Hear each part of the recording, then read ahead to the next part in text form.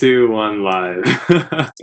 All right, it's Friday, and another interesting week. I'm still a little bit behind on my phone calls, and a couple patients just came in by accident today. It was good to see them, and we brought some patients in. I see people are starting to join us. That's fantastic.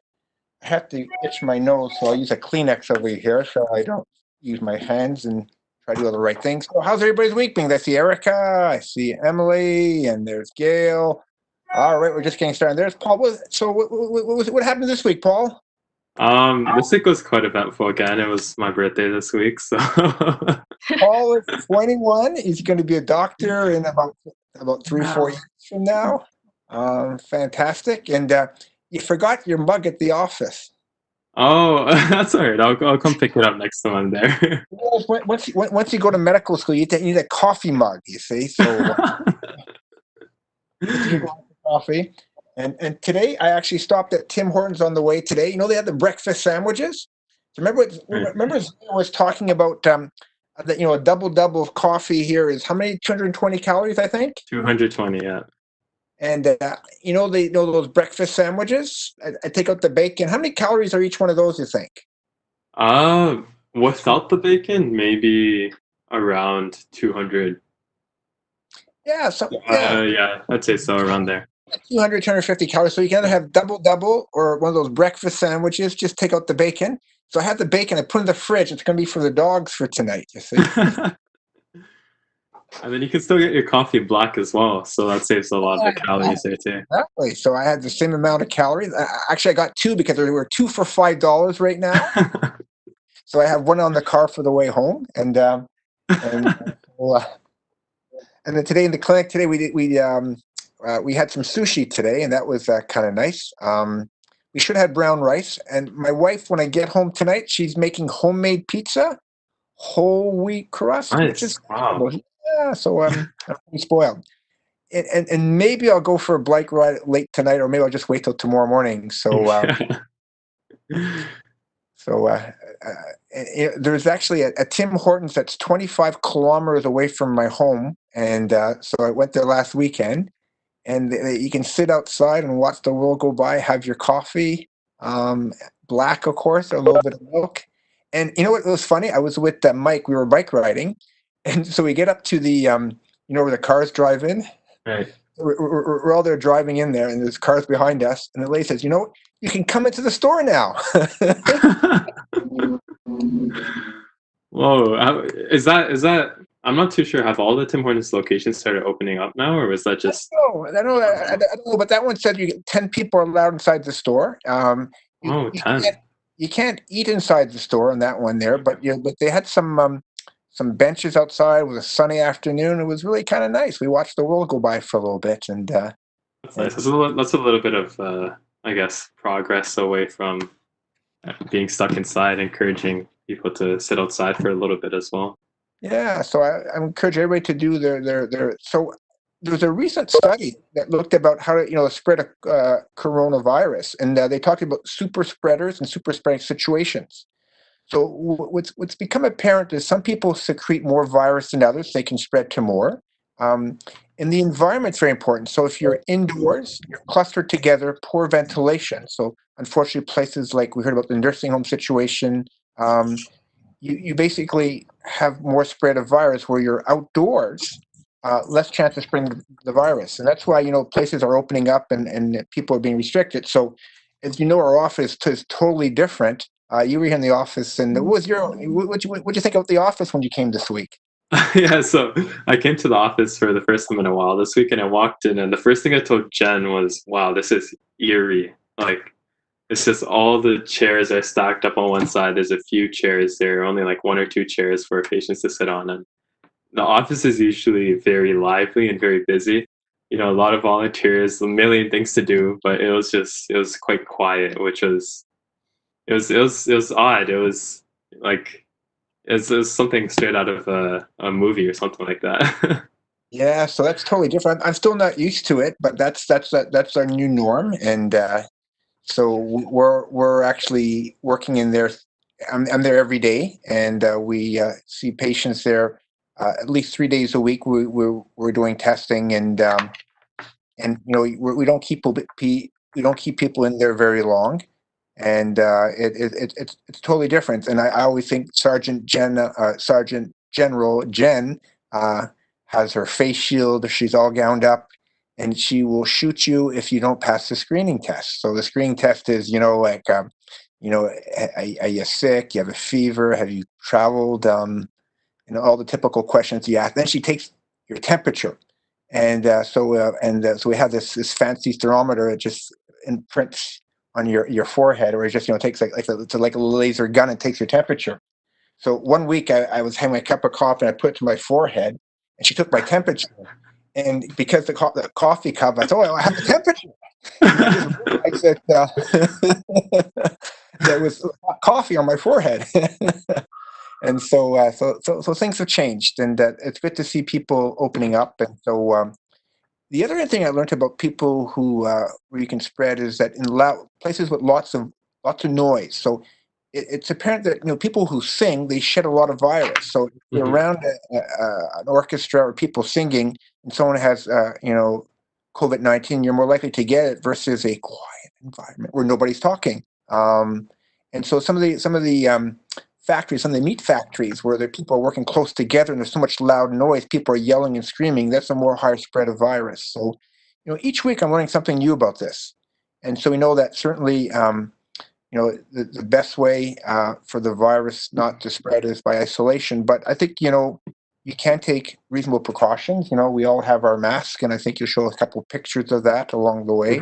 Mhm. But we're social people, and I'm so glad that people are starting to join and coming out to these events. And so I think it's there are ups and downs, and some people are just I understand are are depressed and sad. But when I come on Friday, I hear a lot of good things, and really really proud that we're out here tonight. Other things it's something is that we've had a number of patients who say they're going to come for their tests and don't show up, and that's really disheartening because we're doing very few of them, and they're very prized tests at this point in time. So people are dressed and gowned and ready, and if you're not going to show up, call, cancel. Don't not show up. It's just not right to because we had to send some people home who needed tests, and some people or one or two people don't show up. I just don't understand that anymore. We're all part of a community, so we're trying to be, make everybody healthy, make the right diagnosis. And this week, I'm seeing some people with, bad heart failure. The heart's not pumping properly, or the valves aren't working well, or they have, back some blockages. We need to treat those people, but we also have to be respectful of not making other people sick. And people have to be part of a team. And so that's why we're going to figure out 30 days to be healthier this week. And let's show it. Let's so what we have to show us next. Sure. Yeah, Erica, you wanna share those slides there? Yep. And there's Erica, who's our uh, I'm just trying to think of the word I'm thinking on Star Trek. What was that? The guidance counselor again. I keep getting this name wrong. It's she's a mind reader. Erica is one of those mind readers too as well. Has insight, and so our emotional well-being is important. And one way to be emotionally sound is to be part of a community. So let's get started. Oh, look at that. All right. Okay. Hello, everyone. We'll get started for today. So, thank you for joining us today. We're going to be discussing 30 Days to a Healthier You. So, some of you may have heard of this before. It's a book that Dr. Kearney and the team has worked on for quite some time and is actually available. I have a copy right here as well. So, today we're going to discuss some of the key takeaways as well as 30 Days Challenge. So, Erica, if you just go to the next slide, we'll discuss the challenge. But first, we have a little features from the office. Dr. Kearney, if you want to. So this is actually two patients that came in today. Actually, it's one patient and her daughter. So he mentioned community. So this gentleman called me up yesterday and said, I'm fainting, I'm passing out, I have swollen legs, my blood pressure is 90. I said, well, just come on down. And so we brought him in today, and able to see that his congestive heart failure is not too bad. The legs aren't as swollen as I thought they'd be. And he brought in all his medications, and we made some changes. And I think many times you can deal with things over the phone, but sometimes you just got to see people.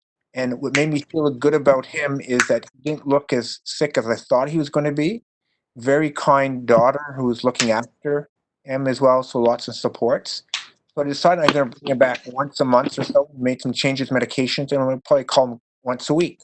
What we do every week in the clinic right now is that we have we get a meal for everybody, and you can see that here's lunch, and now there's something in the corner. Does anybody see something that sticks out there besides what we're reading there? Do you see that in the corner there, Paul? Yeah, the 30 Days book. All right, there's 30 days. And what's next to the book? There's some. I see some muffins. So there's that one of Paul's birthday cakes. So one of so, we got to celebrate Paul's birthday, but my problem is I don't have enough willpower. My weakness is still nighttime eating, and I'm still working at it. And the way that allows me to cheat a little bit more is by buying exercise. So I have to try to cycle about 200 kilometers a week is what I'm trying to do right now.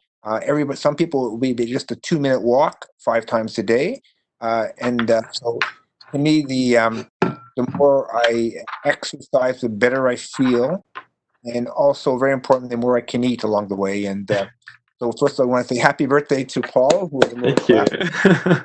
Happy birthday, Paul. I have to be honest, Dr. Kearney. The reason why, so I actually brought quite a lot of cake to the clinic. I brought basically 2 halves of 2 different cakes. Reason why I had to bring all that to clinic was also because I don't have the willpower, and my house doesn't have the willpower to not eat it all at once. So I figured, you know. So we learned to share. So what happened is that the other cake is that Connor took the rest of it home yesterday. Connor's tall and skinny, so I'll take a little share and gave the rest to Connor to take home with you. So thank you so much for that lovely treat. So if you want to get black coffee, lots of fruits and vegetables, you notice that there's no added oil to that. I didn't put any dressing on my salad. I use a lot of balsamic vinegar, and I'm not sure if Chad's on here yet, but Chad and I are finished the Forks and Knives oil-free cooking course. Nice. Basically, we got around, I think, I forget exactly what we got, but it was around 97%, 96%. I just can't remember for sure.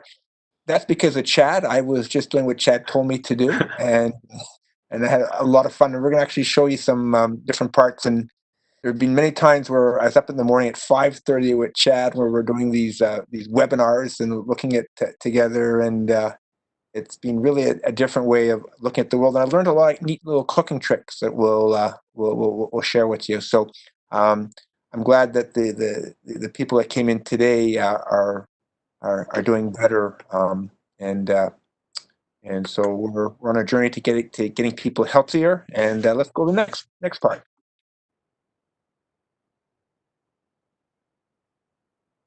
Am I talking about this, or somebody else talking about sure. this? You can talk about these. You sent these, Dr. Kearney, for I think a talk that you might have watched.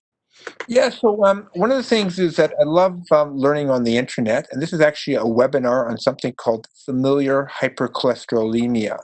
This is a genetic abnormality where you lack half the receptors on your liver, so your cholesterol in adulthood is around the 8 range.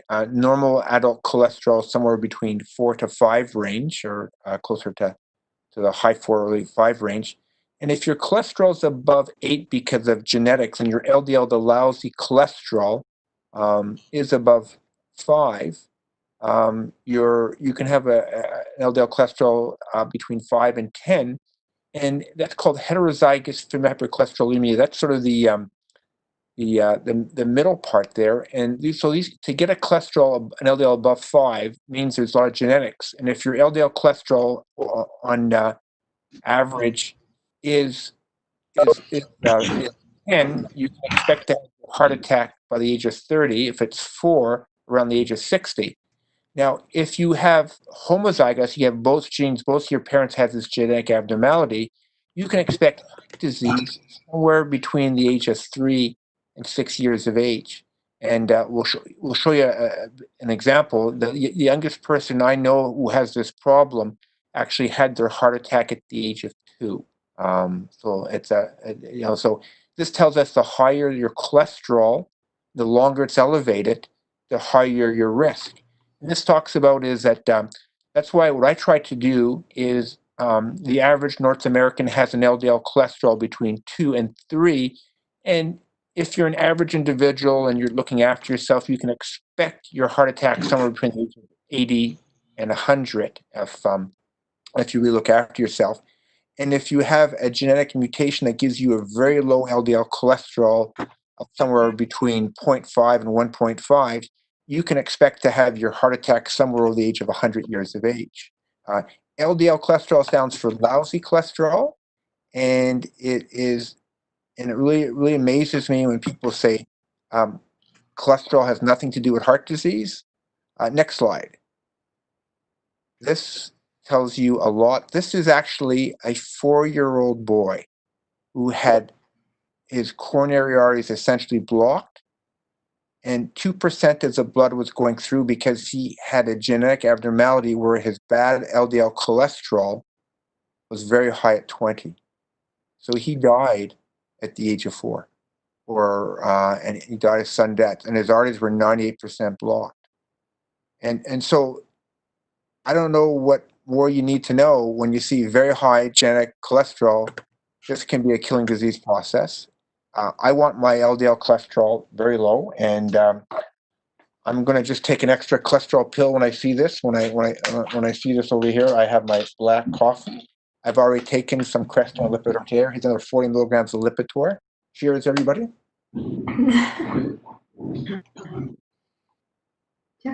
I can feel my arteries opening up. So this is just so. And next week, the Rachels are going to be back, and they're going to talk about how to modify cholesterol with diet and lifestyle changes. They're going to learn more about this. So to me, this is very impressive data.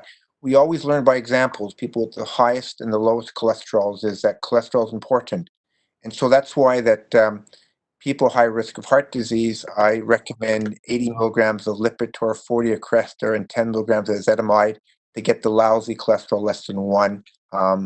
And that's so. Therefore, if you do this for all your life, chance you won't get a heart attack till you're 100 years of age. If you do, if you don't smoke, you exercise, do all the right things as well. And remember, 80% of heart disease is preventable. Other things besides cholesterol that are important for heart disease prevention, but this just shows you how we learn from good observation and good science. Next slide, Sadie. So that's a sad case, but the good case is doesn't have to happen. Okay, so like Dr. Kearney mentioned, next week the Rages are going to be back to talk about how you can lower cholesterol with diet, because that is something worth having a discussion about and worth focusing on. But with that being said, we don't have to wait until next week to start being healthy. We can wait or we can start right now. So the entire talk today is around this premise of a 30 days to a healthier you and a 30 days challenge. So our challenge for you is for the next 30 days and beyond, actually, but within the next 30 days, try to be a little bit healthier every single day. So add something new that is healthy every single day, and aim for long-term sustainable lifestyle changes that you can maintain. So keep this in mind. And every time we mention the 30 days challenge, just remember to bring this slide back up in your mind and keep this as a introduction for what we're going to start talking about. So Erica, if you could just head to the next slide. So here we have a few things that we're going to talk about today. We're going to talk about mindset and how mindset plays a role in leading a healthy lifestyle. We're going to talk about how you can be a steward for your own health. And then we're going to talk about the 30 days challenge and the 30 days diet as well. All right. Rachel, wait a sec. Rachel, you got to put your dog back on there. Yeah, I was laughing at Rachel's dog earlier. I'll tell you one dog story. is that we have 3 dogs, and and they're all rescue dogs. And my son, who's in Thunder Bay with his girlfriend April, they take dogs that have been abused. And the more recent one, his name is Bro, and he got flown in first class from Winnipeg. You see, so and basically, yeah. He's part husky and part for other things, and they just did a nice job. And they sent him a new family right now. So one of the ways to be healthier is get a dog, and so that's a good thing to have. Go ahead. Eric, if you just show those slides once more. Sorry, one sec. Just crashed. Yeah, so just being healthier, all sorts of ways to look at things, and so to me, getting out and one way to be healthy is just go for a walk every day. So Erica's going to get those slides up there, and we're going to figure ways to be healthy. And one of the good things is we're all learning great new ways to play around with the internet. And today I was just doing some talks today, and I was calling people on Zoom and muting them and doing different things. A lot of good fun there. You got the slides up there, Erica? Oh, it won't let me share them for some reason. Okay. I can give it a shot. There we go.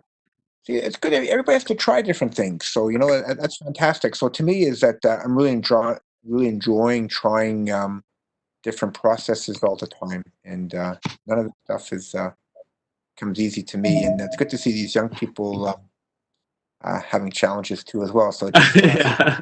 you don't have to be fart like me to have a problem. Is that it's good to see young fartesses and stuff like that. I'm not sure that's proper English or whatever. But, yeah. Okay. Are they up? yeah, so we can see them. That's good. All right. So here's what we're going to be talking about. So what exactly is 30 Days to a Healthier You? And this is something that we hear a lot of the time in clinic. We mentioned making some meaningful lifestyle changes, whether it's your diet or it's exercise, whatever it is, some lifestyle change that's important to leading a healthier lifestyle. And very often we hear individuals say, no, I'm too busy. I can't do it right now. I'll do it later. Ask me tomorrow. All these types of questions, right? But the problem is that at some point, we have to realize that heart disease isn't going to wait for you. The buildup of plaques in your arteries isn't going to wait for you. And that's why Dr. Kearney tries to emphasize this and, share some resources for getting healthier in his book, The 30 Days to a Healthier You. And so we all need to get healthier, myself included. And so this book was written to help you along your journey in leading an enjoyable and healthier lifestyle. This book was a collaboration of countless people, so hundreds of thousands of people, and 1,000 seems like a big number, but it's all research-based. So we have the latest information, the latest research, all written in this book, and written in such a way that it's easy for just anyone to digest. And research itself takes the collaboration of hundreds and thousands of people. Our team in the clinic just tried to word it in such a way that anyone would be able to read it and apply what's written in the book to your life as well. And so this webinar is supplemental to the book. We are going to try our best to motivate you and get you started for 30 Days to a Healthier You with this webinar. And we are here to support you. However, the book is not required for your journey. It is highly recommended.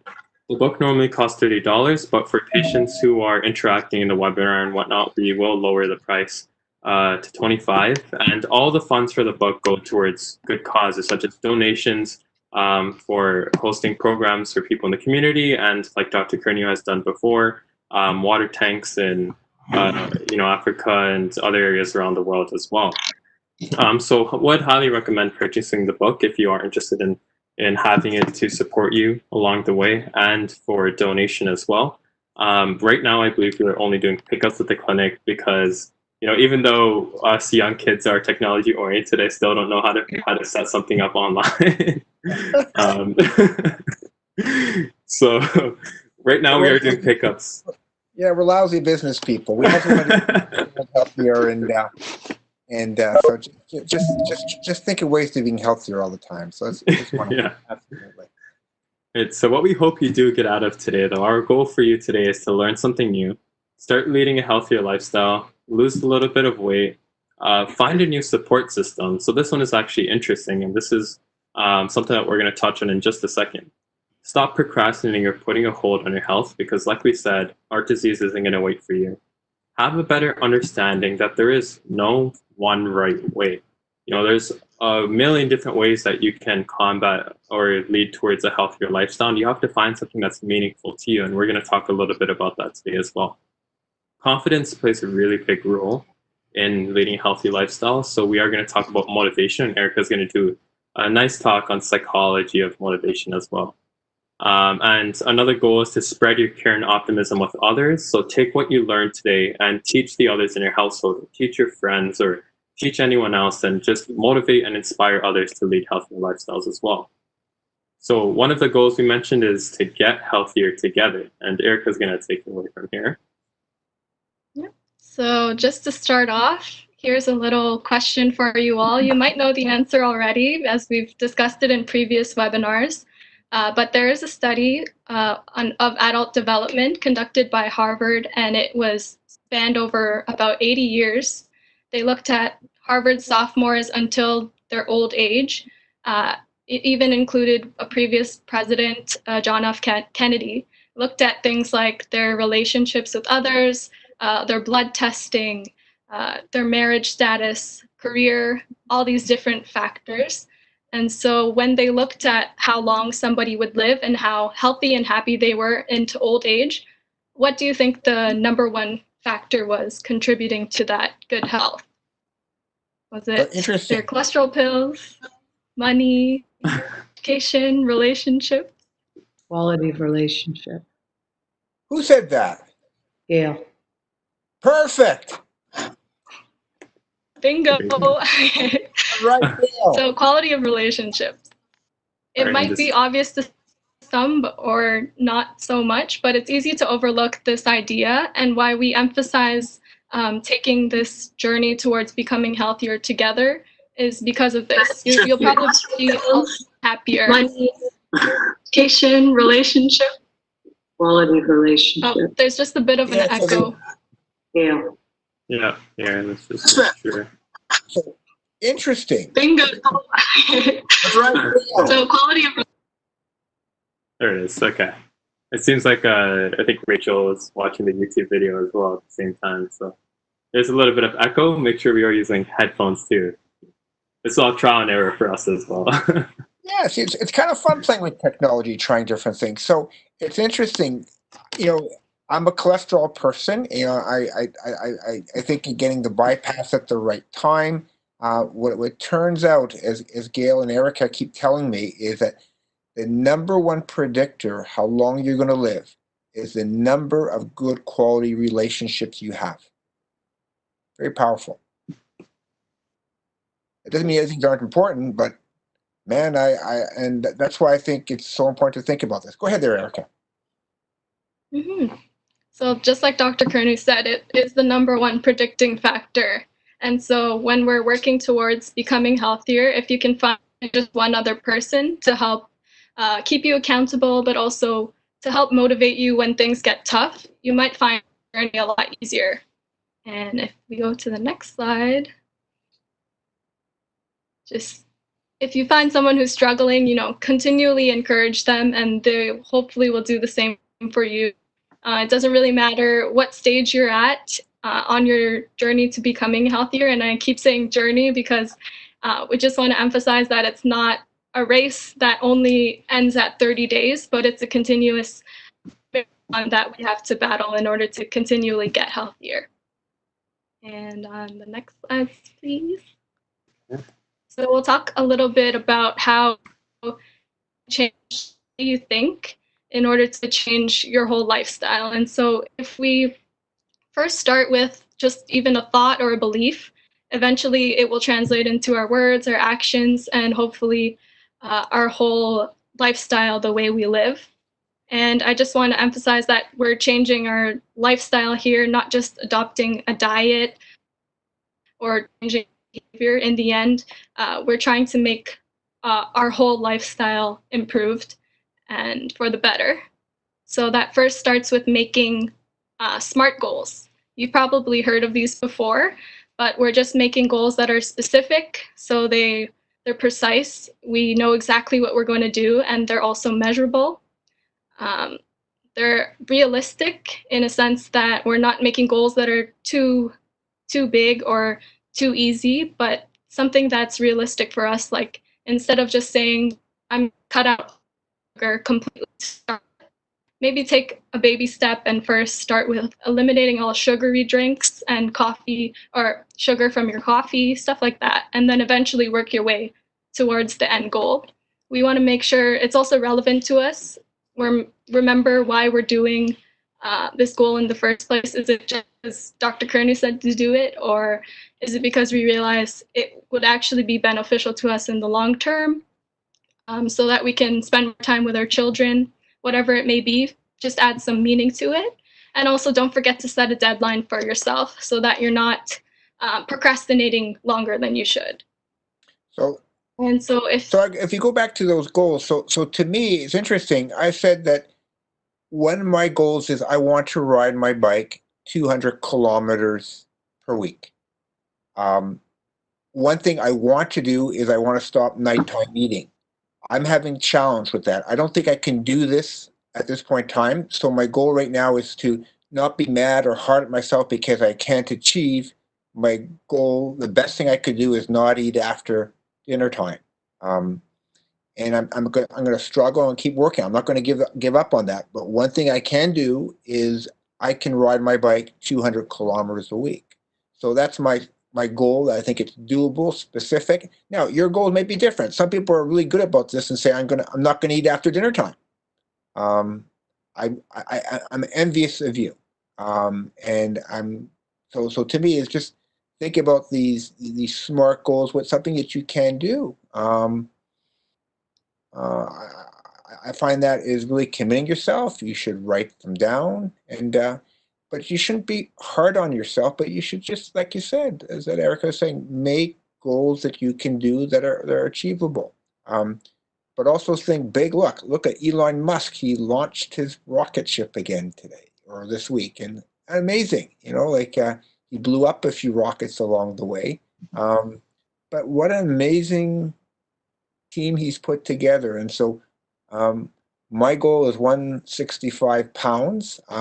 I'm still stuck at around 174 pounds. And I've been that way for a little bit, but I'm not disappointed. I'm trying hard. I'm going to try differently and smarter. Go ahead there, Erica.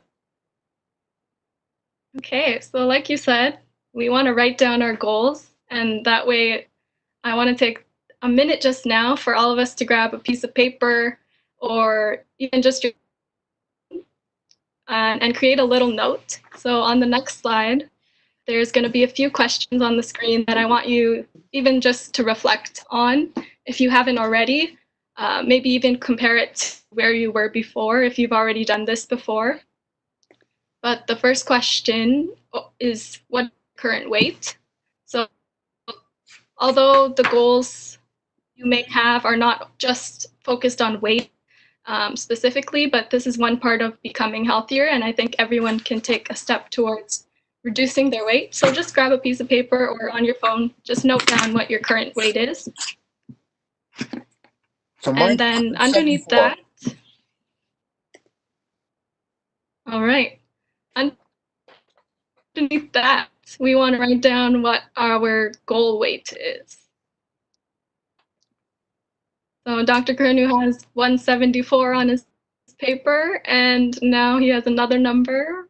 Do we want to know what his goal is? 165. 165, nice. And so you can make a big goal here.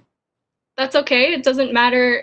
We're setting realistic goals, but also we're setting multiple deadlines for ourselves. So we don't have to reach that big goal right away. We can start small. And so set your first deadline. When do you want to check in with yourself? When do you think you'll actually make progress to lose at least a pound or 2? And write down that date where you're going to check in with yourself, beside your weight or underneath your goal weight. Eric, I have a question for you. What do you think is or Dr. Kearney as well, what do you think is a reasonable timeline for perhaps 2 pounds of weight loss? Yeah. I think everybody has to look at themselves and set their goals and different things. To me, the more important thing is the effort and the work behind it. So to me, are you in a good space right now? Do you have the supports that are necessary? What's your team going to be like? And uh, I don't want people to set a goal and then get upset because they didn't achieve it.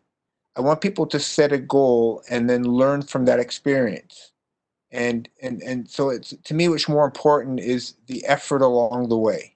Um, and so I am down compared to a year or so ago, 10, 15 pounds, but um, uh, I I'm not as I'm not playing the deadline as much as before. It's just me. It's a process that's more important, and learning along the way. And I learn most from my mistakes, and I make a lot of mistakes. Um, I know if I just did not have, if I did not eat at nighttime, I would solve this. But I struggle with that, and you can call it what you want. I'm eating better. I'm enjoying the process. Like, look, I learned to cook better with Chad. Um, I've tried a whole bunch of new recipes. Uh, my wife is sort of cooking wonderful food and things that she tries to um, take out digits or teats to stop me from eating at nighttime, and they seem to grow back. But and I just enjoy the process. So, in a sense, I'm copying it on the deadline. I'll say this: my birthday, September 7th. I'm going to be 165 pounds on September 7th. How's that sound? Good Okay. goal. All right, so the next thing I want you to write down is how will you lose the weight? So And by the way, ideally, we all want to. can I say this? I need everybody's help. So, Paul, no more cake.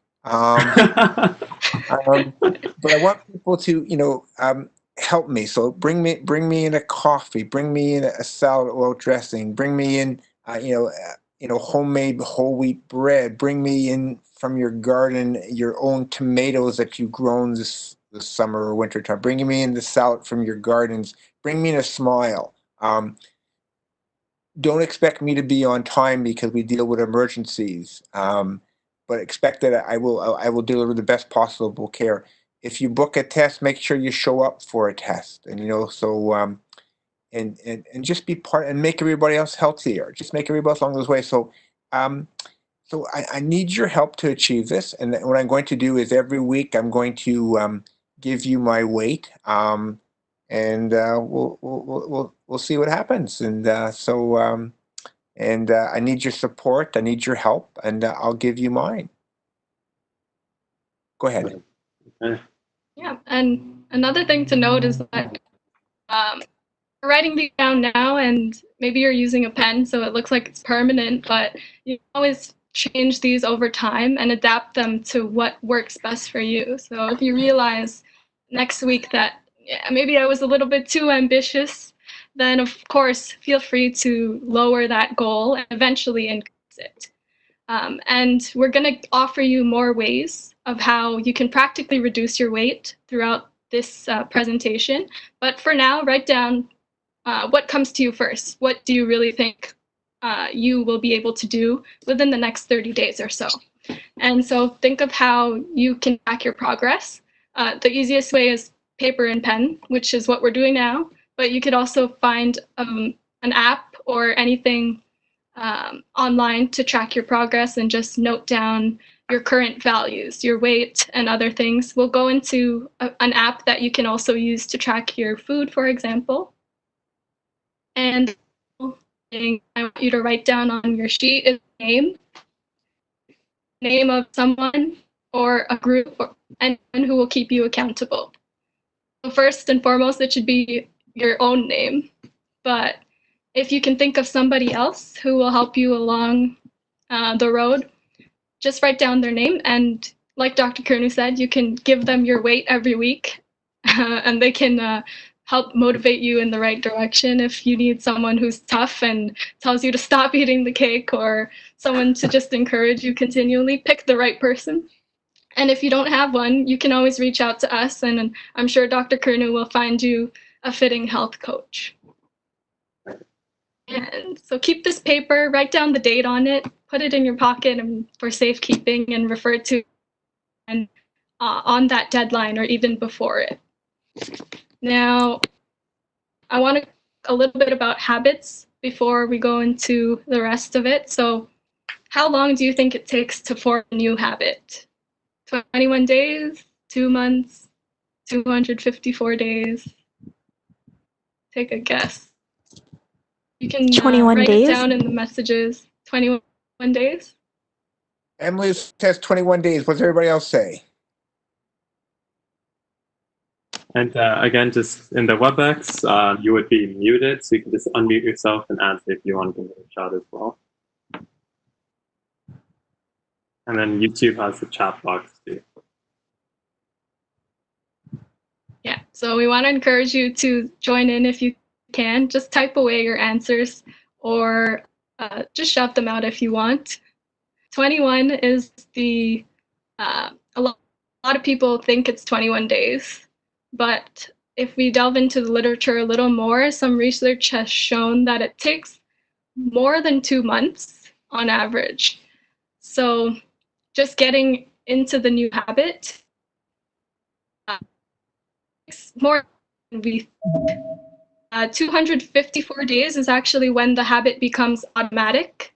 And so building these habits, creating lifestyle changes are quite a challenge. They take patience and time. And so if you don't see results right away, it's because they won't usually come right away. We have to be patient over time and remember that our habits won't form and they also won't break overnight. So even if you do sort of fall off track for a day or two or even a week, what's more important is that you get back into the habit, into the good habits, back into the right lifestyle, mindset, and diet. And a way that we want to make our habits easier is by just making the environment around more likely, like, for example, putting reminders around and also just making it so that all the food in our fridge, for example, is healthy. If we start fresh, it's easier for us to continue on.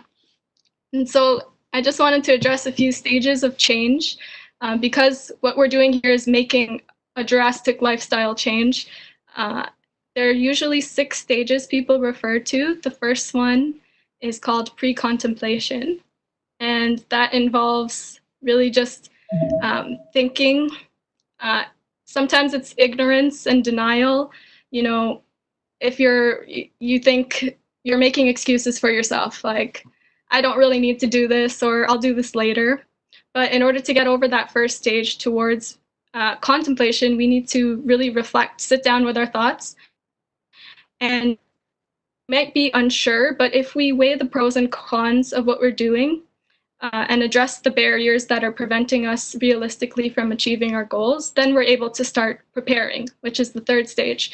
And once we start preparing, we can experiment through trial and error, see what really works for us, and take action. When we take action, we also remember that we need to reward ourselves every once in a while, not just, continually working until we're burnt out.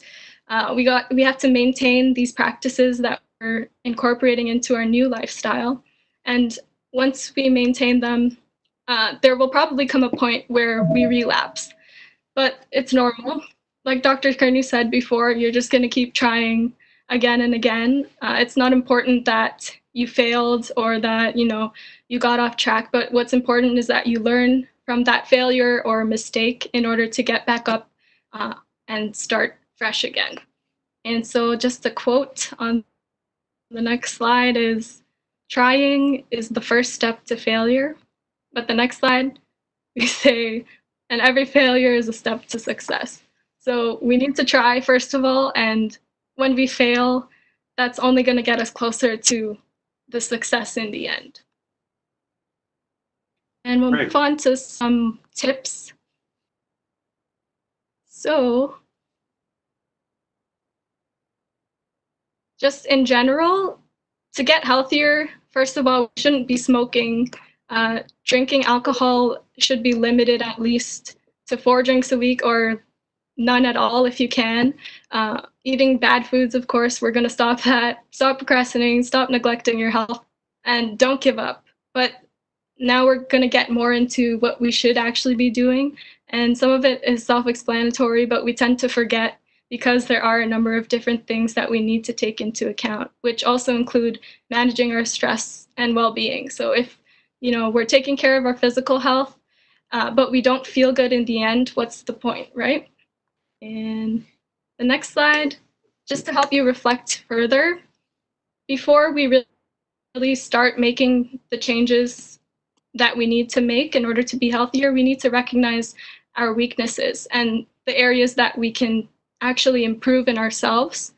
So a lot of us have some sort of vice, weakness that prevents us from being healthier, being better versions of ourselves.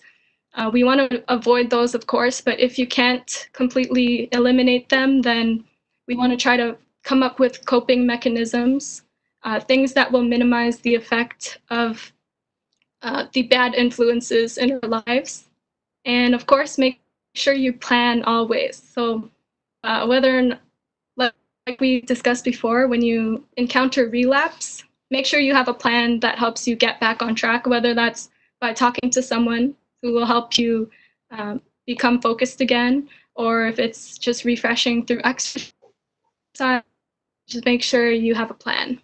And on the next page or slide, the advice in the book is to keep a health binder, that any folder or some sort, even an electronic binder, keep a list of your medications first and foremost. Dr. Kearney will always emphasize this because we're trying to eliminate medical errors that are due to our not having the right medications on hand. And so that's just one first step we can take. Once we know all the medications we're taking, we should also track things like our blood results, track how we're feeling on a day-to-day basis, our blood pressure, and of course our smoking and alcohol use, if any. You'll also keep a log of your weight, your food intake, and also your exercise, and just bring this with you to all visits. It will help us take better care of you. And there's more tips on how you can keep track of your health. Just on YouTube, if you search Dr. Kernu, if you're probably watching this on YouTube now, maybe, so you know where to find it, but just go to videos and you'll find one called Keeping Track of Your Health. There's also a number of other videos there that you can find related to other topics. So feel free to use those resources. They're all free and available anytime you need them. And so my final question for you is just, what's your vice? What's holding you back right now? Is it, chocolate? Sometimes that's mine. Is it, is it family? Is it a friend? Is it just being lazy or not motivated? Whatever it is, just address that first. And then once you have the self-awareness to move forward, then hopefully we'll be ready to take on this 30-day challenge. And one thing that Dr. Kearney mentioned earlier is that your environment plays a large role in all of this too. So if your environment is filled with all your vices, let's say your vice is chocolate or alcohol, if your environment is filled with all those vices, it's definitely going to be harder to complete this 30 days challenge and to do something healthier every single day. So make sure you adapt your environment in such a way that it helps you as well. And Erica, did you have anything else to say there? Oh, that's about it. Just one more excerpt quote from the book is on the next slide, which I thought was nice to include.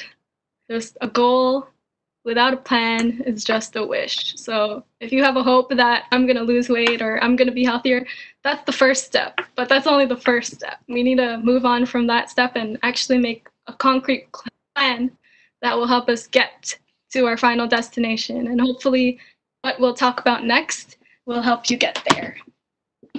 Right. Okay, so now we're going to start. Nice. Okay, so we're going to start talking about working with your diet and how you can actually make meaningful change in the next 30 days and maintain that long term too. So we're going to talk about a few things. Some is going to be tips and how you can actually understand your diet at first, and then later on we're also going to talk about the actual diet that the 30 days suggests. So like Erica mentioned earlier, keeping track of what you eat is very, very important. I was just talking to Erica right before this presentation, and I couldn't even remember a single thing that happened 2 days ago. Like apparently Erica and I had a conversation a couple of days ago about this presentation, and it just entirely slipped my mind. I don't remember what I ate that night. I don't remember, what I did that day. So it's, we're humans. It's very natural for us to forget things. And, I couldn't tell you if my last week, without tracking it, at least, I couldn't tell you if my last week of eating was healthy or unhealthy.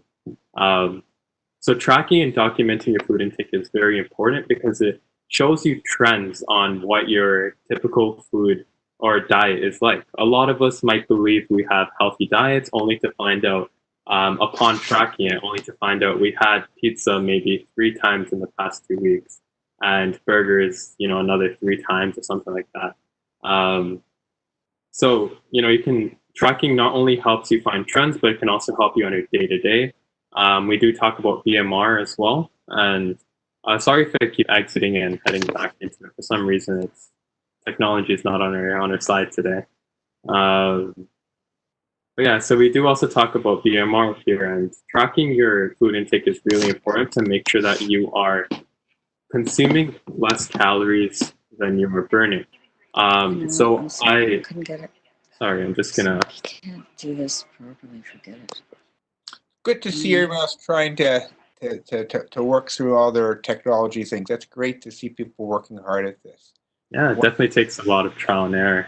Even on our end, I'm not a technology wizard. Yeah, Sonia is a technology wizard, not so much me. But We're all getting it. And by the way, Sonia, sorry, is also working on a series of webinars. We have technology 1, 2, and 3.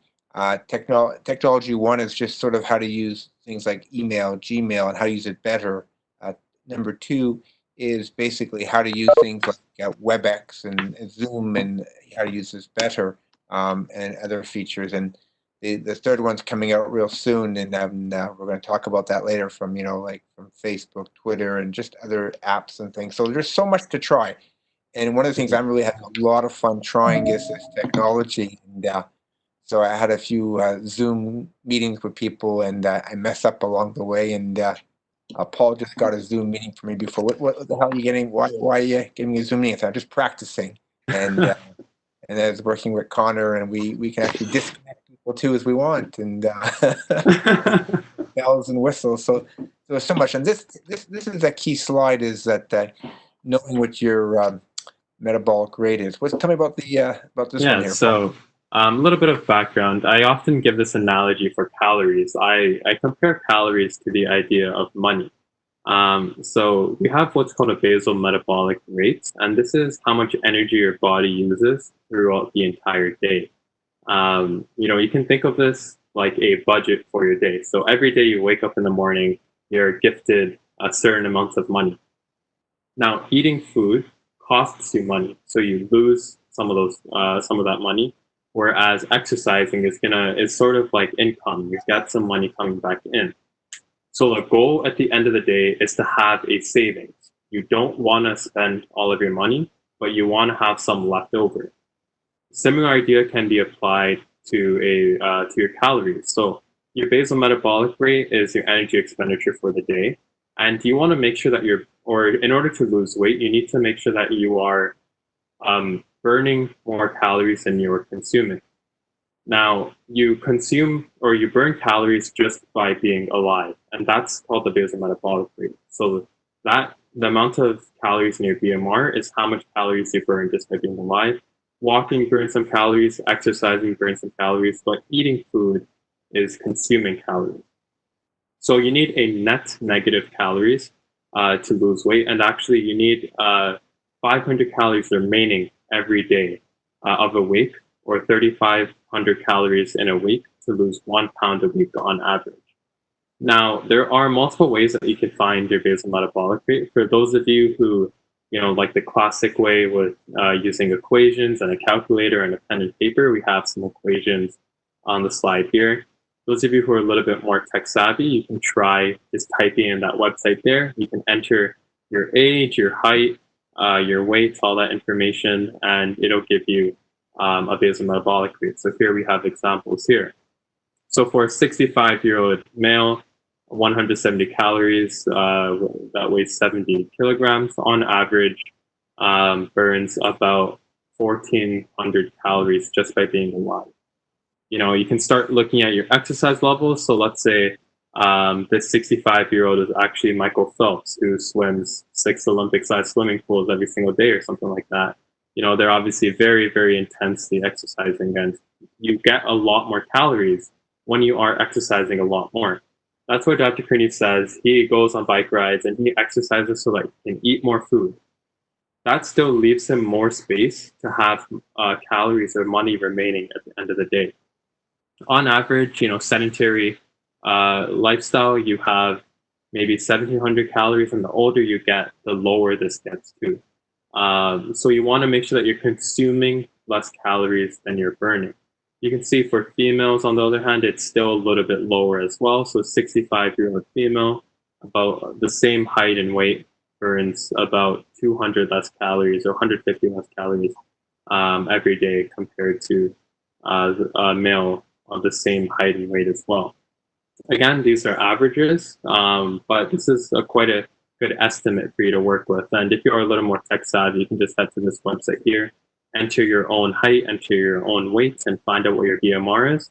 And you want to aim to eat less calories than your BMR, or at least less calories than, depending on what it shows here based on your exercise level as well.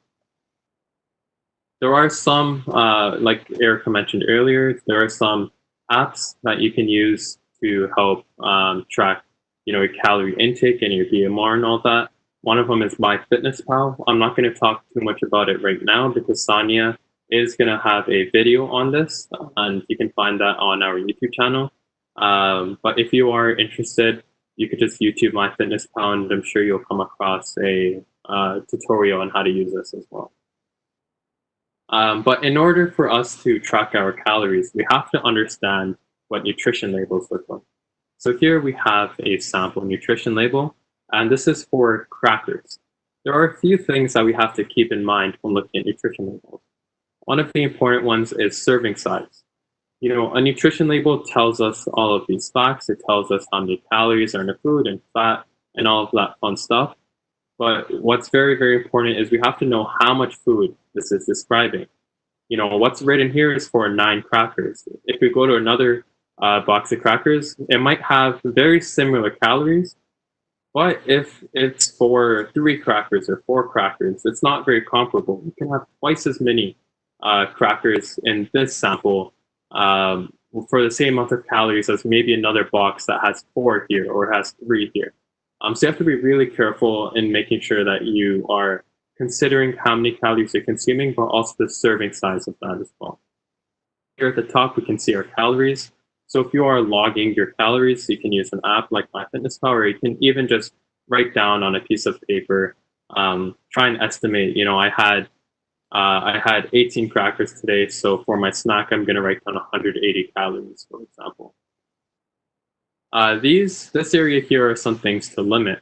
We want to avoid the fats, particularly the saturated and trans fat.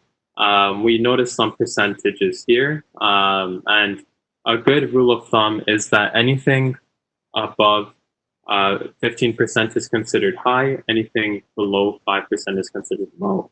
So aim for the below 5% daily value here. Sodium is really, really important for keeping low as well. Especially if you have a history of high blood pressure. If that is the case, you should try to aim for below 1,500 milligrams of sodium a day. So just 9 crackers is about 1/5 of your sodium intake. The processed foods have a lot more sodium. So anything that's frozen or boxed, you have to be really careful with the sodium level. And aim for high amounts of fiber, protein, and vitamins. And here, once more, you can see anything above 15% is considered high, anything below 5% is considered low. So we want to aim for the low percentages in this area and the medium or high percentages in this area. Now, I do also want to emphasize you have to take these percentages with a grain of salt, and that's because this is for a 2,000 calorie diet. If you remember on the last slide, most of us that are watching this, living perhaps a more sedentary lifestyle and of older age, are going to have a calorie diet that's closer to 1,500 or 1,400 or 1,200 calories rather than 2,000. So even something that is at 10% for a 2,000 calorie diet might be a lot higher and might fall in the high range for someone who's on a lower calorie diet as well. So take these with a grain of salt, but generally aim for that low percentage. Now, I'm not going to go over this entire table here. You can pause this anytime if you do want to read over this. But this table is sort of it talks about marketing strategies more so. So a lot of the time we buy packages based off what's written on the front in really big bright red letters, so it's shoved in your face. And these are the labels that are on front of packages in order to market them. We have labels such as fat-free or low-fat or reduced fat. So while these do have some meaning to it, a lot of us, myself included, I actually didn't know about this before I learned it here, but myself included, a lot of us misinterpret these labels, and some of these labels might indicate foods that are still unhealthy, but lead us to believe that they are healthy. One example is, look at this reduced fat here. Reduced fat means at least 25% less fat per serving than the regular version. However, you can find reduced fat mayonnaise, but at the end of the day, regular mayonnaise has a lot of fat in it. So even if it's reduced by a little bit, that doesn't mean that mayonnaise or reduced fat mayonnaise is something you should be eating every single day. You still have to refer back to the nutrition label here and make sure that you're keeping the levels down, even if it is the reduced version. There's a few other things that you can look at here, so you can pause this at any time. It's definitely interesting because I didn't know a lot of these or what a lot of these labels meant before now either. In general, we have some very easy, quick tips that we can follow every day. So increase your fruit and vegetable intake. Aim for about 5 to 10 servings per day. This one's pretty self-explanatory. There's a section of the book that I'm also going to talk about called Enjoying Nature's Bounty. Nature has a lot to offer you, so why not take advantage of natural foods, right? Omega-3 fats. So this one there's actually more than meets the eye when you're talking about omega-3. A lot of us listening to this might be taking omega-3 supplements. The thing is, if you're just taking an over-the-counter omega-3 supplement, chances are you are wasting your money for the most part. Now, there's two types of omega-3, or two more important types that we talk about. One is EPA, and the other is DHA. In your omega-3 supplements, you most likely have a mixture of EPA and DHA. Now, EPA specifically is the omega-3 fat that is important to us and is important to our heart. DHA might have some involvement in the brain, but I'm not too sure about that. What I do know is that EPA is really important for the heart. Now, another issue that arises with omega-3 supplements is that chances are you're not getting enough EPA from the supplements that you're taking at home. A lot of these supplements only have 150 milligrams or 200 milligrams or 400 milligrams of EPA. But studies have shown that 4,000 milligrams of purified pharmaceutical grade EPA can reduce cardiovascular events on top of statins by 20%. But the thing is, that's 4,000 milligrams of purified pharmaceutical grade. So a lot of us at home who are taking our omega-3 supplements might actually be wasting our money. I believe this has recently become available in Canada by prescription. It's still quite expensive, so it's quite hard to come across this 4,000 milligrams of EPA in Canada, but it is available in the States if anyone is from there or has some family from there as well. So you can get pure EPA in Canada. That medication's available, but the problem is it is $300 a month, the price right now. So very expensive, very beneficial, but but we'll come back. We'll talk about it a little bit later date. So Right. the supplements that you're getting in the health food store or at the pharmacy do not contain this, and that's the problem. So, we can talk more about that. But so to me, I'm trying to have lots of salmon in my diet, and I'm not taking a supplement at this stage because of the price factor. But I'm getting healthier. Looks like EPA is good for the heart. DHA is better for the brain and the joints. So we got a lot of things to talk about. But is that so? Don't be fooled. Right.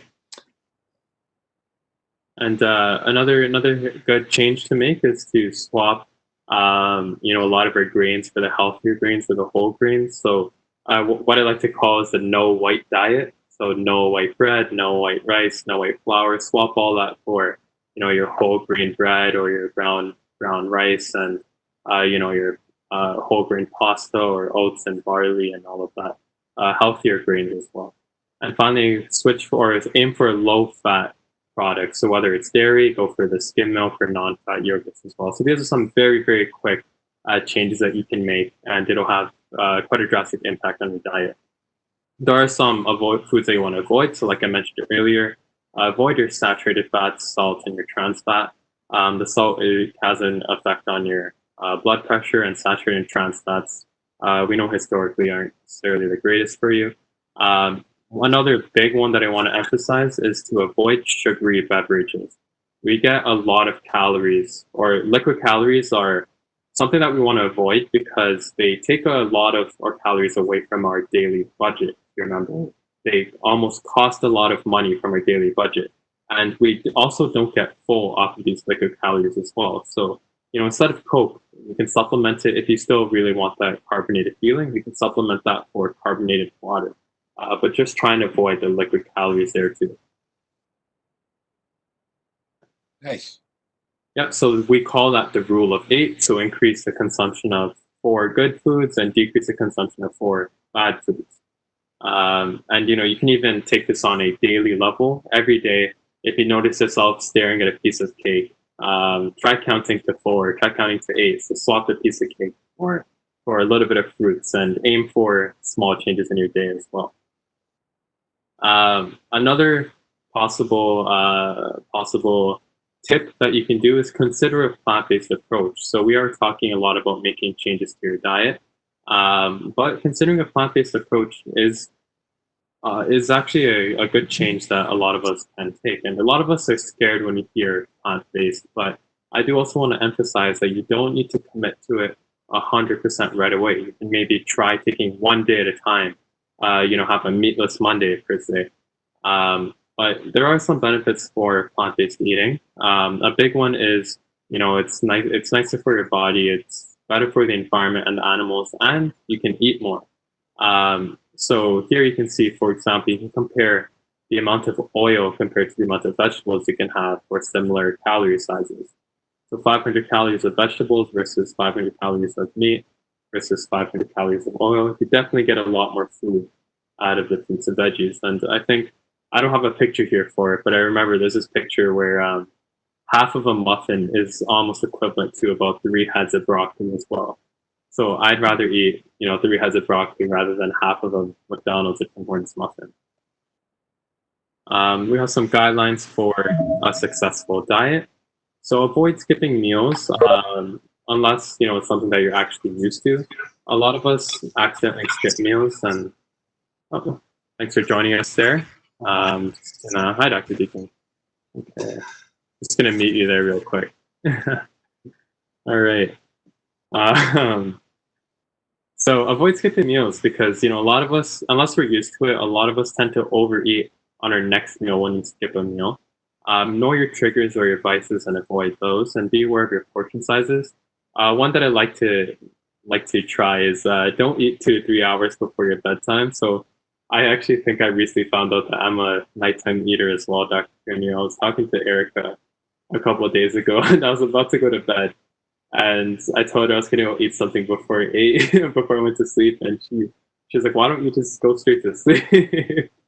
I told her I was hungry, so I understand how you feel, and yeah. So, but this, if you're able to do it, this is a really, really good habit to have. Try not to eat before you go to sleep, and try drinking 2 glasses of water before every meal, because it does sort of help feel a little bit full. Now, this is a very big slide. I'm obviously not going to talk about all of these, but another way that you can help yourself in your 30 days challenge is to have some snacks ready to have in a pinch. So if ever you're craving anything, grab a snack. Could be your broccoli or cauliflower bites or air popped popcorn, just any fruits like apples or bananas, or even cucumber slices. So there's a lot of options, but if you can just have these in a container or a plastic bag ready at the front of your fridge, so as soon as you're craving something, you open up the fridge and that's the first thing you see. Give that a shot. So maybe that's something that I could try for my nighttime eating as well. so what I'm doing, Paul, and others would be curious, is that I take oatmeal at nighttime, and then I put a little bit of I put chia seeds, other seeds, what you can. I have this brand I put in there, and then I take after I put in the microwave, and I take it out, and I put a spoonful of a Greek yogurt, and then I take a bunch of frozen blueberries, Right. and really cold, and put on top. And we also I take bananas that have gotten that are ripe. I put them in the freezer, and then I cut them off. So I use a forks and knives cutting technique, that rolling there, and I find that is really kind of neat. And sometimes I throw a couple of walnuts in there, but I really enjoy frozen blueberries, those Yeah. big ones, really good frozen, and a couple of frozen bananas that are ripe. Really add to that. That sounds like a healthy snack in a pinch, though. That sounds good. But Yeah. I have 2 or 3 of them. Oh, I see. And I go a little bit too far. I noticed John Deacon just joined it, so I have a bet with him. So John, I got to 166 pounds after an exhaustive bike ride. I ate my way up to 174 afterwards. So I can't count that weight there. Actually, I think it was 168 or so I got down to. I broke the 170 bar I think for a bit, but I failed this week, but I'm gonna get back this week, and we'll go for there. So John and I have this bet that we're going to give money to charities, to the charities of the person's choice. So it's good to have that. So keep working at it, but I'm really enjoying the process of it. I'm really appreciative of trying to commit myself in front of you guys, and you bear my my failures, which of course is not a failure, it's just a learning process. So thank you for sharing those. What's the next thing there, Paul? Right, so we're going to start talking about the 30 days diet and approach for the 30 days challenge as well. So keep in mind, every time we mention the 30 days challenge, it's just to try and be a little bit healthier every day for the next 30 days.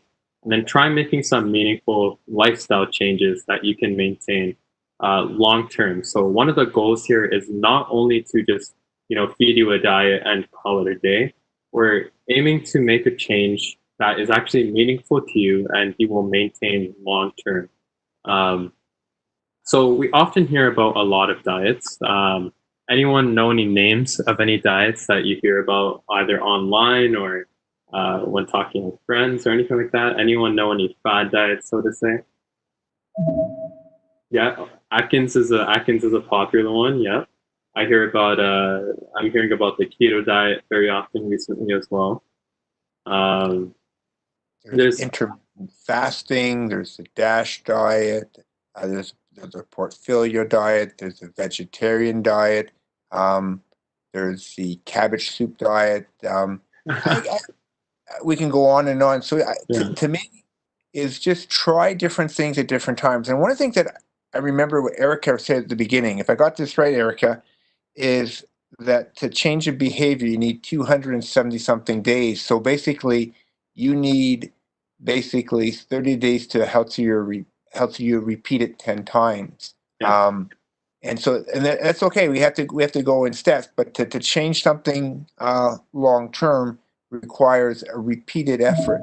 John Deacon tells me just make small changes. I like to go big or go home, so I'm trying to make big changes, and but I think everybody has to pick different ways of doing things. So, and I'm so glad to try all these different things, and I'm so impressed with people's efforts. And go ahead, Paul. What else do you want to tell Right, us? yeah. So there's a lot of diets out there. For some people, these diets, really work. For others, we definitely have to try, or sorry, for some of us, the first one we try might work. For others, we might have to try a dozen before we find something that really works for us. Something that I do often hear is patients will say something along the lines of, I just think it's stuck there. I've heard a patient actually say this to me before. Why can't we just make up our minds? It's so frustrating that there's dozens and dozens and dozens of diets out there. I don't blame you. We hear about all of these names. But one thing that we emphasize in this program and in this webinar is that there's no one single right diet.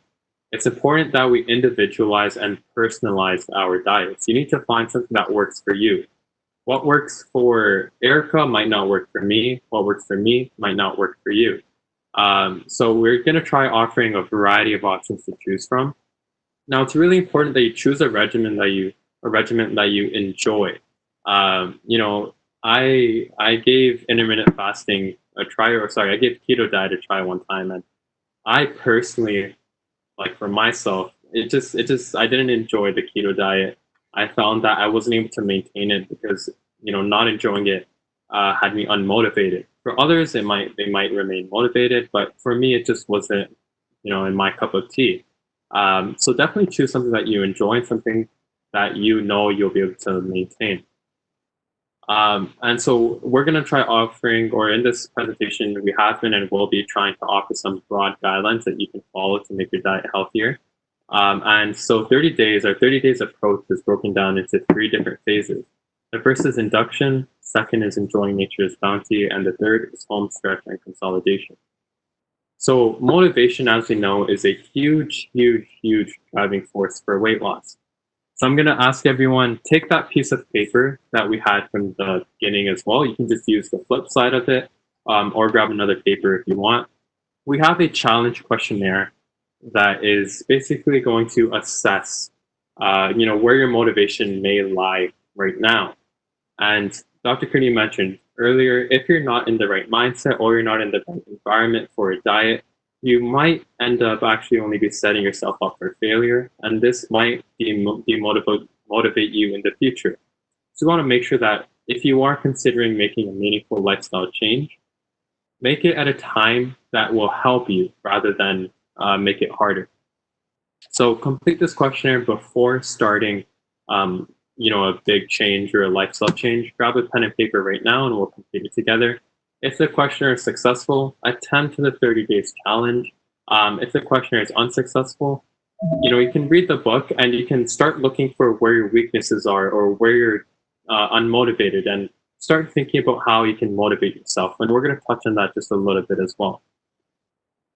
So date the questionnaire, because if you're not successful, you might be able to take it again whenever you feel ready. But so put today's date on there. If you have your lab records or your recent lab test results, write those on there as well. Your weight, your blood pressure, cholesterol, your A1C, as well as your smoking and alcohol intake. And before we begin, there's one question there for you. How do you consider your weight? Is it underweight, normal, slightly overweight, moderately overweight, or severely overweight? And you have to decide the direction you want your weight to move in. If you consider your weight as normal or underweight, you probably aren't going to try losing too much more weight. Whereas if you do consider yourself towards the overweight side, your goal might be to get some of that weight off as well. So here we have our questions beginning. Question 1, do you think you're ready to start the 30 days challenge? So do you think you're ready to start making meaningful lifestyle changes in the next 30 days? Yes or no? Question B, are you ready for a long-term dietary and lifestyle change? So not only for the 30 days challenge, not only for the next 30 days, but also long-term. Are you ready to make something that will literally change your lifestyle from day to day? Question C. So for the next few questions, they are actually scored. One being, so keep track of the score as well, whether it's 1, 2, 3, 4, or 5. So question C, compared to previous attempts at combating your weight or compared to previous attempts at improving your diet or lifestyle, how motivated are you to improve this time? So at this moment in time. And be sure to keep track of that number there as well. It'll give us maybe a couple more seconds to think about it, write down that number. And also if you are, if perhaps you're not taking this challenge questionnaire right now, you can always come back to this video anytime in the future and take this questionnaire as well. It is also present in the 30 days book too. Okay. Question D. How certain are you that you will stay committed to the challenge in the next 30 days? So 1, not certain at all. 2, somewhat certain. 3, moderately certain. 4, quite certain. And 5, extremely certain. So write down that number there once more, because we are going to be tallying these at the end. So E, consider all outside factors at this time in your life, such as stress from work, from family, any family obligations, any finances. With all of that considered, do you think that you can tolerate sticking to a diet and to lifestyle changes right now? So 1 would be cannot tolerate, and 5 would be can easily tolerate.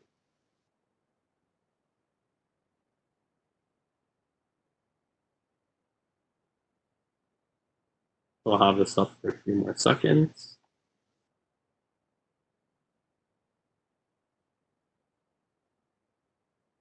Yeah.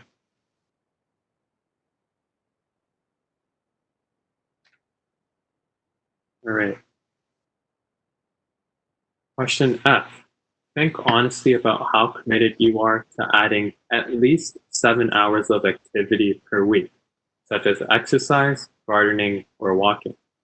One goal in the 30 days challenge, or for a meaningful lifestyle change at least, is to achieve 10,000 steps most days. How realistic are these expectations for you? 1, very unrealistic. 2, moderately unrealistic. 3, somewhat unrealistic. 4, somewhat realistic. Or 5, very realistic.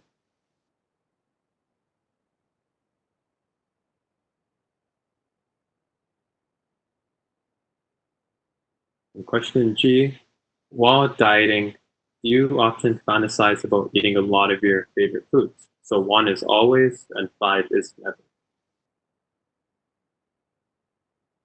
So just on a scale of 1 to 5, always, frequently, occasionally, rarely, and never.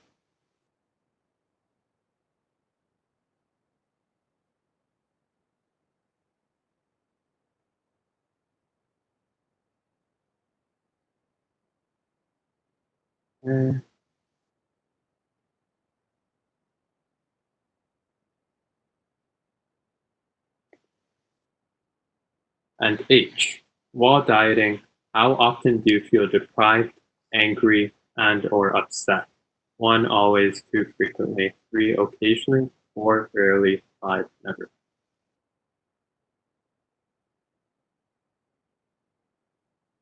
So tally up all your points for questions C to H and calculate your total readiness score.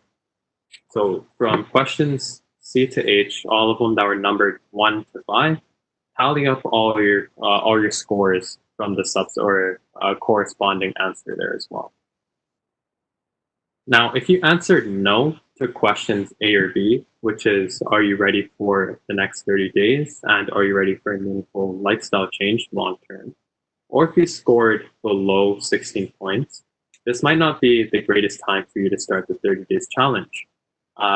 As we mentioned earlier, inadequate motivation and commitment paired with unrealistic goals could block progress And if you feel now, when you're already unmotivated, it could discourage you in future attempts as well. So instead, that's not the end of the day. That's not the end of the story. This is still something that we can work on. So think about the factors that contribute to this. Using what we discussed in the mindset section, the stages of change, accountability, and the social aspects, consider these and try working on the areas where your score is for the lowest. Let's say your score is the lowest, and you find where in the last question, or you find yourself angry when you're often dieting. That's something that you could perhaps try improving on for the next time you take this challenge questionnaire. So at the current time, consider the following. Slowly eat more vegetables than you normally do. So you are still making a small change to your diet. It's not going to be the most drastic or significant change, but it is a small change. Start keeping track of your diet. So, maybe looking at things on a paper will help change your motivation. Find a source of motivation using the SMART goal setting. So set a SMART goal, and some of the very important ones is the R in SMART goal, which is relevant. Make a goal that is very relevant and personally important to you. And retake the questionnaire after you feel you might have improved a little bit or you might be ready. So don't feel discouraged if it takes a few times to muster up that motivation, but it is important that that motivation is present for you to make these changes as well. Making these changes while unmotivated might only unmotivate you further. If you scored between 17 and 23 points, you are really close to beginning, but there is some small things that you could do to consider boosting your initiative before starting. So at this time, eat more vegetables, the same as you said earlier, and keep track of your diet and health. Once more, make a SMART goal, so find additional source of motivation. However, something additional that you could do in this stage is learn more about your health. Try watching some of our other webinars or workshops on YouTube. Do a little bit of reading into a healthier lifestyle from reputable sources like Harvard Health and Publishing. And reading and learning about your health it could perhaps give you that little nudge or motivation that you might need. So here, if you're really close to 23, you might feel tempted to give the 30 days challenge a shot. If you feel like you are motivated or you're able to gather a little bit more motivation, then go for it. Otherwise, feel free to take or retake the questionnaire whenever you feel ready. And if you score 24 points or more, then you are ready to begin with the next 30 days challenge. And the reason why we have this challenge questionnaire is that the 30 days challenge actually starts off at perhaps the hardest note. So the beginning is perhaps the hardest. And the reason for that is once more just to check or test your motivation again. So now we can start with the actual 30 days challenge. And the goal of this phase is to help you get started. So this is phase 1, induction, and this helps you get started. Like we mentioned, motivation is still a limiting factor, and this phase really pushes you and basically floors the gas pedal for you to get started on your challenge. So we have a tea cleanse, a calorie recall, and a lot of soup within the first 30 days.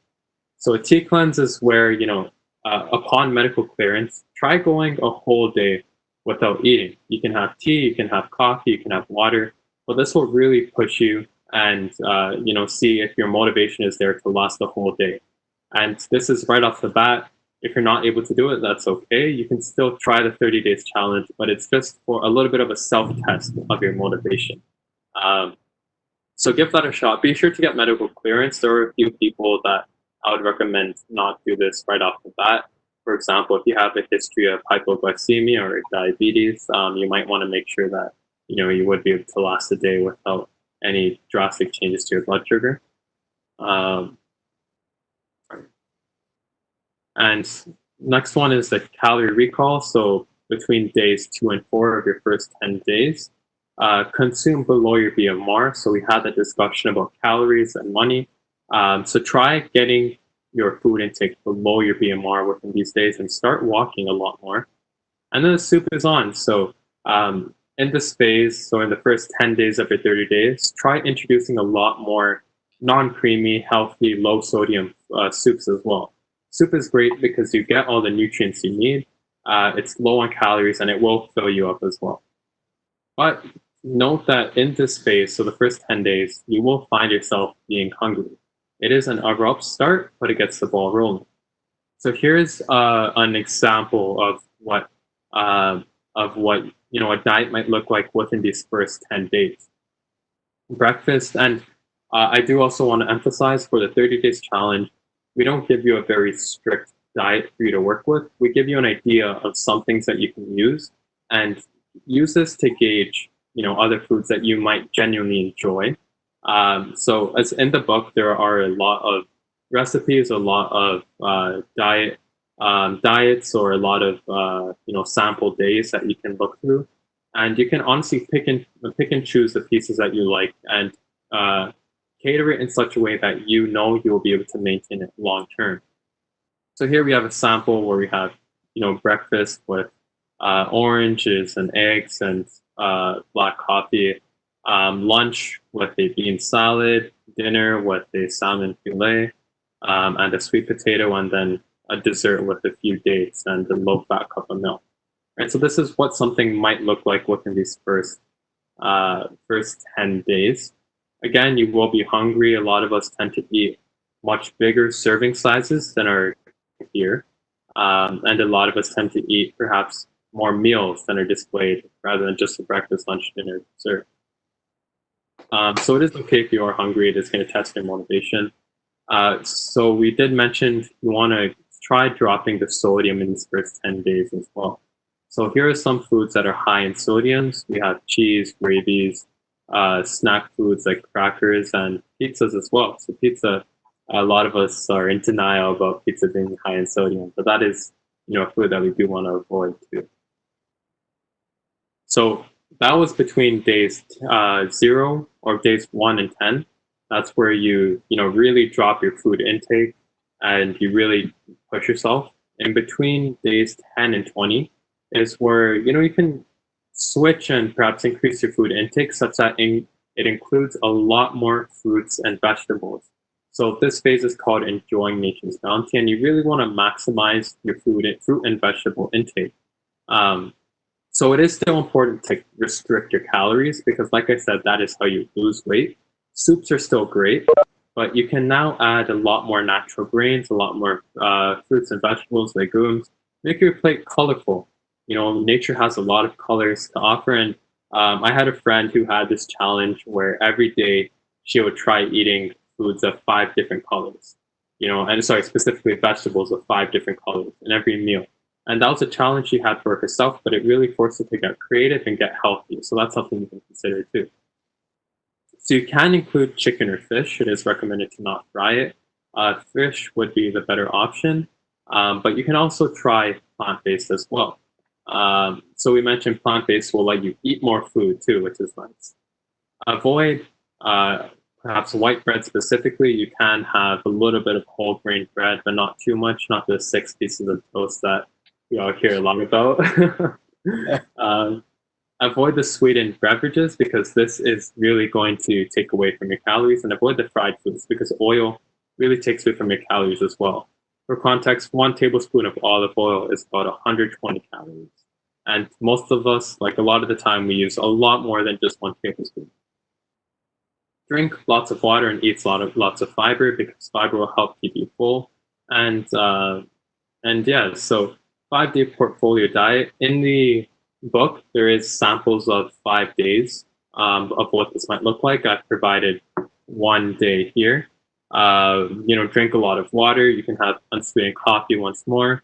Dr. Kearney verbally just earlier today gave a really good recipe for some oats. But you can have oats, warm it up, throw in a little bit of frozen blueberries and frozen bananas. You can have some fruits. So these are all options available for you. You can have, for lunch, you can have a black bean soup or a sandwich. So almonds are great snacks, and something that you can include are hot sweet potato and vegetable stew or salsa baked chicken for dinner. And I have these recipes at the end of today's session as well. Phase 3 is home stretch and consolidation. So we're almost there. These are the last 10 days of your 30 days challenge. So you stick with the calorie restriction, stick with the soup, and stick with the vegetables. But now you should have a general sense of the foods you want to avoid, the foods that might be okay every now and then, and the foods that are great to have every day. So we call these green, yellow, and red foods. The book has 15 different meal plans for you to choose from, but just mostly, the most important thing is choose the ones that appeal to you. Once the ball gets going, so I like to say that these last 10 days are setting yourself up for a long-term success. You know, for the previous 20 days, you had been experimenting with your diet. In these last 10 days, find things that you like, that are healthy, and you would be happy keeping long-term. And so make lifestyle changes that you enjoy and keep them up. So keep the ball rolling. And so here's what, perhaps after my 30 days challenge, I came to a diet that I really enjoyed, and this might be what it looks like. For breakfast, I might have high fiber cereal and oranges. For lunch, I might have white turkey, light Swiss cheese on whole wheat bread. For snack, I have some fruits, and for dinner, I have minestrone soup with steamed and roasted vegetables as well. So there's definitely a lot of experimentation. I obviously didn't provide very strict diet, and that's because, if I do provide you with a very strict diet, there might be some of you out there who enjoy it, but a large percentage of you will probably be telling me, Paul, this diet sucks. I can't maintain this long term, so I'm just not going to do it. Find something that you enjoy, and that's what we're getting at. Here we have some sample recipes. I'm not going to talk about them. You can just sort of pause it at any time and go over them. But one is for a hot sweet potato and vegetable stew. And here we have salsa baked chicken. Both of these are straight out of the book. There is this one quote that I do like to emphasize, and from Sir Winston Churchill, that says, "To improve is to change, but to perfect is to change often." And this is what I think the 30 Days Challenge is all about.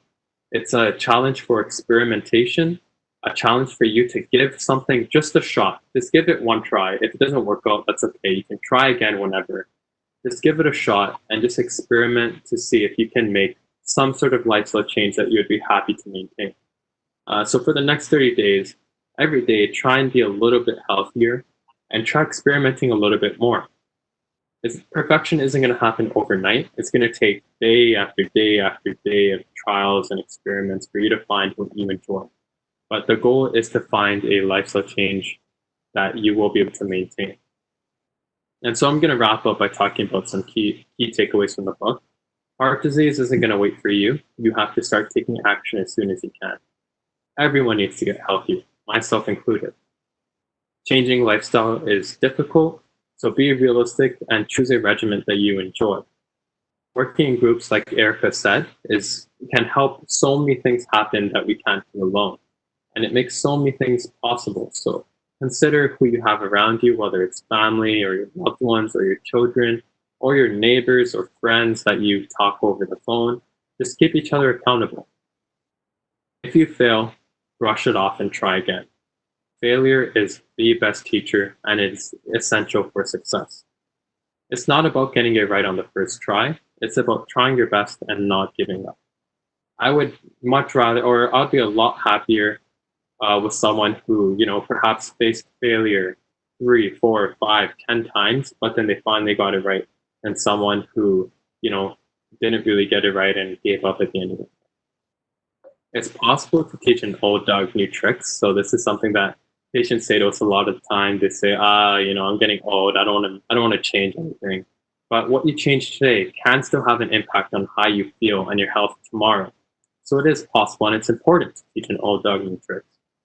Motivation, confidence, and optimism are crucial to improve. And key takeaway is just to do something healthy today, every day.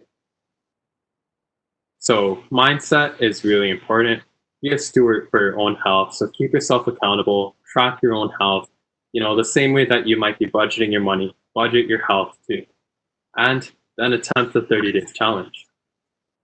There's one of my favorite quotes here from Robert F. Kennedy. Only those who dare to fail greatly can ever achieve greatly.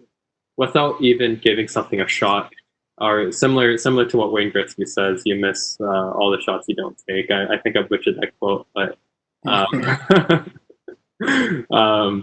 similar. You're not going to get a goal in before or without even giving it a shot. Anyways. So that is all of the slides we have with you today. I do want to perhaps share. So this isn't on the slides, but it's a little bit more personal. I have, and it's a little bit motivating as well. I have spoken to a lot of patients who have tried this 30 days challenge, and I've heard many positive things from some patients. Just a couple of weeks ago, over the phone, I called a patient who had lost 26 pounds doing this 30 days challenge, and this was 4 months down the road. He still had 26 pounds off 4 months down the road. So he experimented and made changes in the first 30 days. He found what he liked, found what he didn't, but he was really motivated and strived to make that change within those 30 days. He took what he learned in those 30 days and applied it to this next 30 days, and then the next 30 days, and then the next 30 days. 4 months down the line, I was on the phone with him. We were just having a phone appointment. He recognized my voice and he says, "Whoa, this is Paul."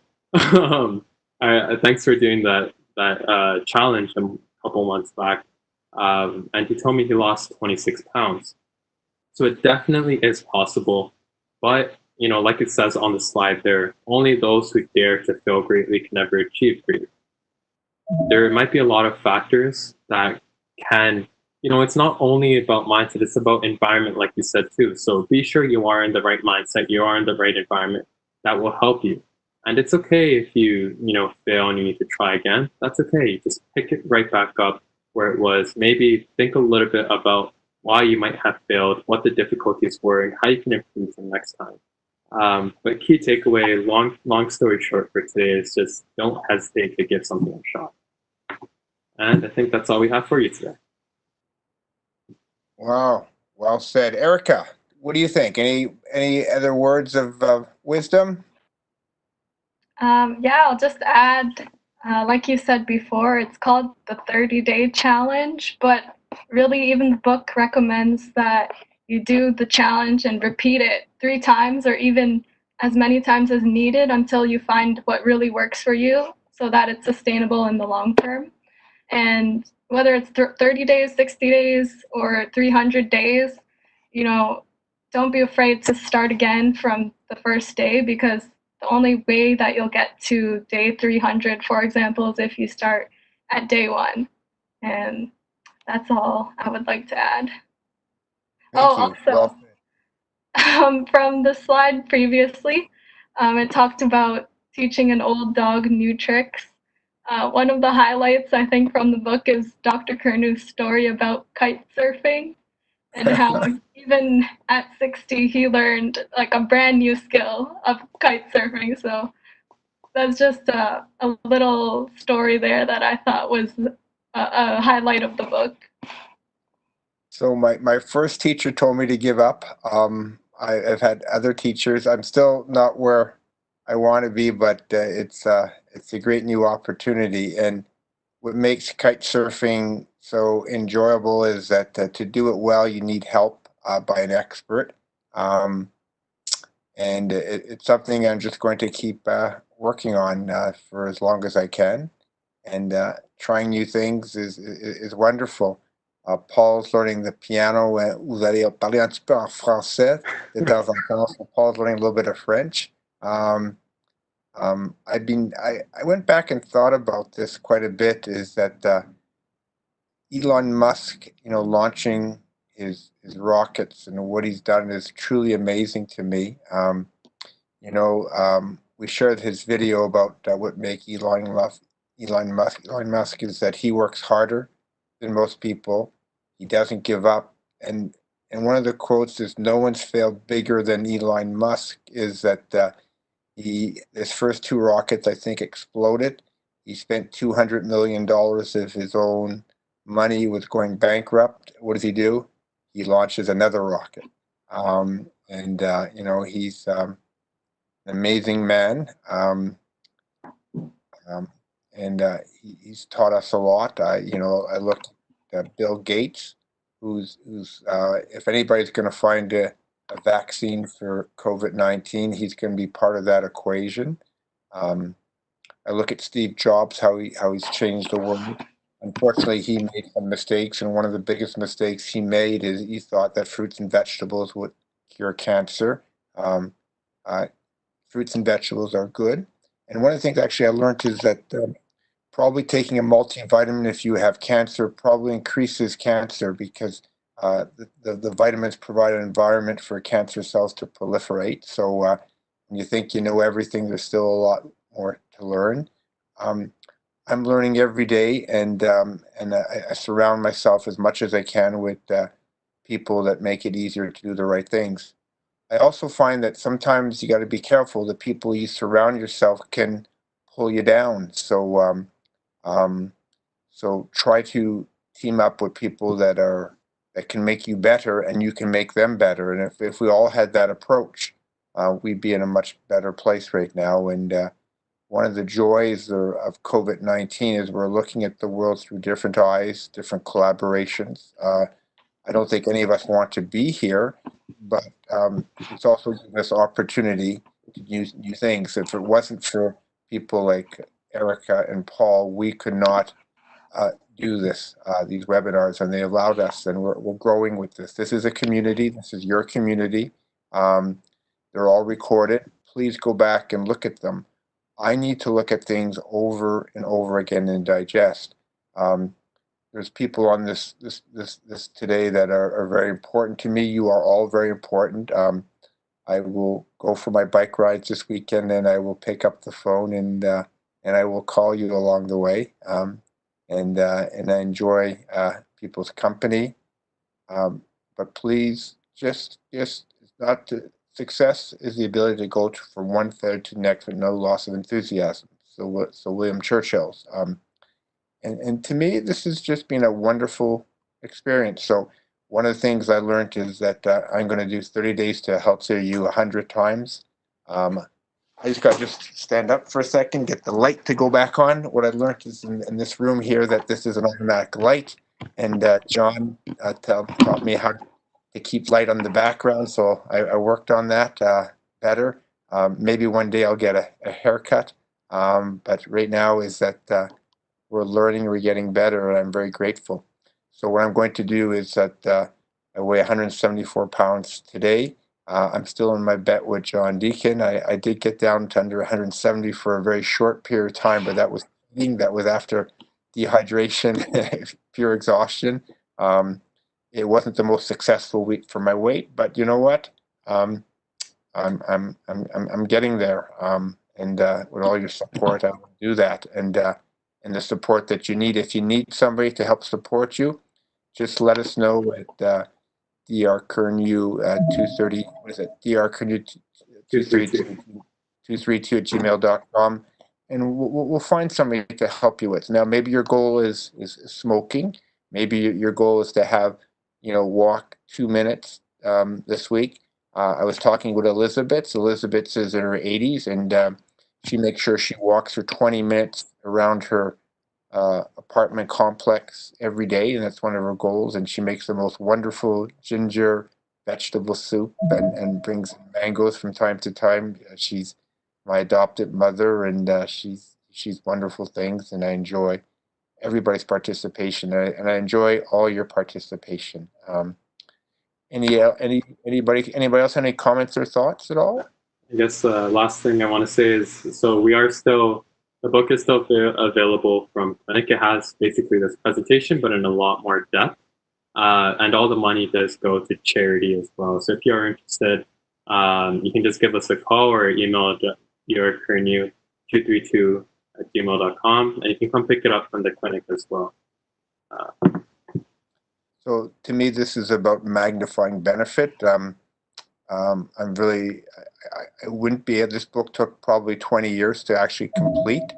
We're still working on our other books as well, other projects. I don't think the projects will ever end. And so if all goes well, I'll be 61 this September 7th. I'll be 165 pounds. And that leaves me another 39 years on my 100th birthday party. I will officially retire from this webinar if it allows me, and hand it over to people like Erica and Paul to take over. And maybe at that time, if I'm still able to, I'll control the electronic parts, and you guys control the talking part. Wonderful. So, I think you taught an old dog new tricks, and thank you. Anybody else? Any questions or comments from anybody there? One thing I'm really excited is that two very other important people to me are called the Rachels. They've been with us for about 4 years now. They're both in medical school, and they're making an impact. And they have magic when they work together. They were coordinators for this clinic and really brought up to a very high level. And they're going to be talking about cholesterol. We'll find out, can I eat eggs or not? What about butter or margarine? How do we really lower cholesterol through diet, and some of the controversies and some of the facts there? And they put science in such a wonderful way, and they have a special chemistry together. So I'm so glad that they're going to give us the next webinar. Remember, they're all recorded. You can come back to look at them. And if anybody has any final thoughts, we're welcome. It's good to see Mike again there, and good to see Emily and everybody else there. And thank you all for joining us. Thank you. I think it's time to bid a good night there, Paul. Yeah, sounds good. It's getting late. It's 8:52, so it's good everyone a good night. We're under 2 hours. All right. Well, good night, everyone. Thank you for joining us. Good night, everyone. And